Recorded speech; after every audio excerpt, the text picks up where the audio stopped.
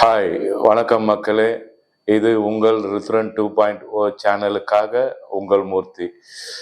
மக்களே, நம்ம வந்து முதலாவதாக நேற்று பிறந்த நாள், அதாவது 4/6/2026 அன்று பிறந்த நாள் கண்ட நம்ம பாஜகவின் பிஜேபியின் முன்னாள் தலைவர் திரு அண்ணாமலை அவர்களுக்கு பிறந்த நாள் வாழ்த்துக்களை பகிர்வதில் ருத்ரன் 2.0 சேனல் வந்து மிக்க மகிழ்ச்சி அடைகிறது. ஸோ இதில் என்ன விஷயம்னா, நேற்றே எதிர்பார்த்த ஒரு விஷயம், அது வந்து இன்றைக்கு தான் நடந்தது. இன்றைக்கு தான் என்ன விஷயம்னு சொன்னால், அண்ணாமலையும் வந்து ஒரு புது கட்சி ஆரம்பிக்கிறாரு. என்னவென்றால், அவர் வந்து டிசம்பர் 2025 வந்து தன்னுடைய ராஜினாமா விலகல் கடிதத்தை பிஜேபி தலைமைக்கு தெரியப்படுத்தினார். அவங்க வந்து சட்டமன்ற எலெக்ஷன் முடிஞ்சதும் நீங்கள் வந்து உங்கள் பதவி விலகல் கடிதத்தை கொடுக்கலாம், அப்போ நாங்கள் ஏற்றுக்கிறோமா இல்லையான்றத அப்போ நம்ம முடிவு பண்ணிக்கலாம் அப்படின்னு சொல்கிறாங்க. ஸோ அண்ணாமலையும் வெயிட் பண்ணுறாரு. கடைசியில் வந்து அதுக்கு ஒரு 2-3 நாளைக்கு முன்னாடி வந்து ரஜினிகாந்தையும் சந்திச்சாரு. அப்போ வந்து என்ன ஒரு பரபரப்பு ஆச்சுன்னா, ரஜினிகாந்த் கூட வந்து இவர் சேர்ந்து வந்து அரசியல்ல குதிக்க போறாரோ அப்படின்னு நினைச்சோம். ஆனா அது வந்து உண்மை இல்லைன்னு சொல்லிட்டு அவரே, அதாவது அண்ணாமலையே அவருடைய பேட்டியில சொல்றாரு. அதாவது ரஜினிகாந்த் வந்து 2020 வந்து இவர் 2019 வந்து தான் வந்து பிஜேபியில சேர்றாரு. சேர்ந்த அடுத்த ஆண்டே வந்து பிஜேபியினுடைய மாநில தலைவராகவும் ஆயிட்டாரு. அப்பயே வந்து ரஜினிகாந்த் 2020 வந்து இவரை கூப்பிட்டுருக்காரு அவர் கட்சியில சேரும்படி. அதுக்கு வந்து அண்ணாமலை வந்து ஒப்புக்கல. அண்ணாமலையும் வந்து எதுவும் ஒரு முடிவெடுக்க முடியாம பிஜேபியில இணைஞ்சிட்டாரு. பிஜேபி தலைவர் நிதின் நபீனையும் சந்திச்சாரு. பொதுச் செயலாளர் அருண் சிங் அவங்கெல்லாம் வந்து கூடி கலந்தாலோசித்து இவருடைய விலகலை வந்து ஏற்றுக்கொண்டதுக்கு அப்புறம் தான் வந்து அவர் புது கட்சி தொடங்குறேன்னு சொல்லிட்டு இணையதளம் வழியாக அவர் வந்து மக்களுக்கு வந்து ஒரு ஒரு 15 நிமிஷம் பேசுறாரு. அவர் புது கட்சியை பற்றி, புது இயக்கம் சொல்லிட்டு ஆரம்பித்து அதை வந்து புது கட்சியாக எடுத்துகிட்டு போகிறதா அவர் சொல்லியிருக்காரு. இன்றைக்கு வந்து ஈவினிங் 5 இந்த டைமுக்கெல்லாம் பார்த்தீங்கன்னா கிட்டத்தட்ட ஒரு ஏறுமுகமாகவே இருக்குது. ஒரு 7.5 லட்சம் கிட்ட வந்துடுச்சு. ஸோ இவர் என்ன சாதிக்க போறாருன்னு சொன்னால், அவர் வந்து நிறைய விஷயம் பேசுகிறாரு. அதாவது இதை வந்து ஒரு புது இயக்கம், புது ஆளுங்க, இப்போ எல்லாமே புதுசு அப்படின்னு சொல்லிட்டு இது பண்ணுறாரு.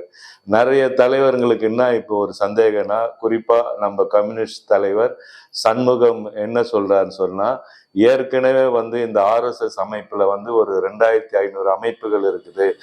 இப்போ அண்ணாமலை வந்தாருன்னா 2501வது அமைப்பாக வரும்.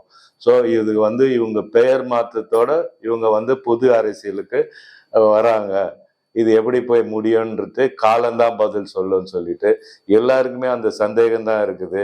ஏன்னா பிஜேபி வந்து இவருடைய விலகல், அதாவது 18 மாசம் வந்து இவர் தலைவராகவே இல்லை, அதுக்கு பதில் நயினார் நாகேந்திரன் தான் தலைவர். பிஜேபி தத்து விட்டார் அவரு. ஸோ இப்படி தான் இருக்குது. அதாவதுங்க, ஏடிஎம்கேவையே பிஜேபியினுடைய பி டீம் அப்படின்னு சொல்றவங்க இப்போ வந்த தாவேக்காவையும் பிஜேபியின் சி டீம் அப்படின்லாம் சொல்லிட்டு தான் இருந்தாங்க. ஒரு காசிப் ஓடிட்டு தான் இருந்தது. ஸோ அதெல்லாம் இவருடைய அண்ணாமலையுடைய வாழ்க்கையை எடுத்துக்கிட்டோம்னு சொன்னா, அவர் வந்து 1984 தான் பிறந்தார். அவர் 2011 வந்து ஐபிஎஸ்க்காக அவர் அந்த இதில் அகாடமியில் சேர்ந்தார். அவர் லக்னோவில் தான் படித்தார், ஐபிஎஸ்னே சொல்கிறாங்க.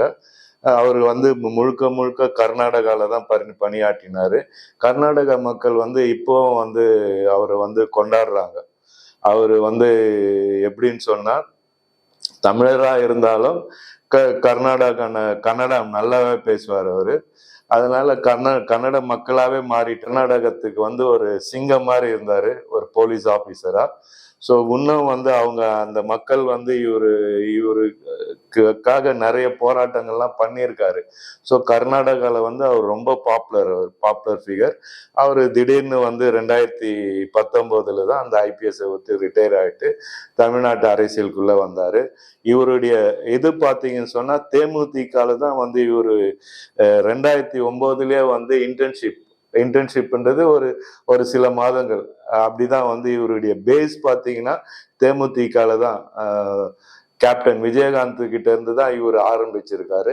அவருக்கு அப்பவே வந்து ஒரு அரசியல்ல நம்ம வந்து ஒரு பெருசா எதனா சாதிக்கணும்ன்ற ஒரு இது இருந்தது. இங்க கூட வந்ததும் வந்து அப்போ திமுக ஆட்சி தான் இருந்தது. திமுக ஆட்சிக்கும் சிம்ம சொப்பனமா இருந்தது.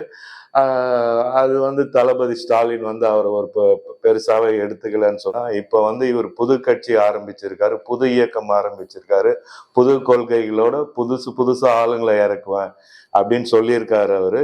ஸோ எப்படி இருந்தாலும் ஒரு புது இயக்கத்திற்கு நம்மளுடைய வரவேற்று அவருக்கு வந்து வாழ்த்துக்களை தெரிவித்துக் கொள்வது உங்கள் ருத்ரன் 2.0 சேனல்.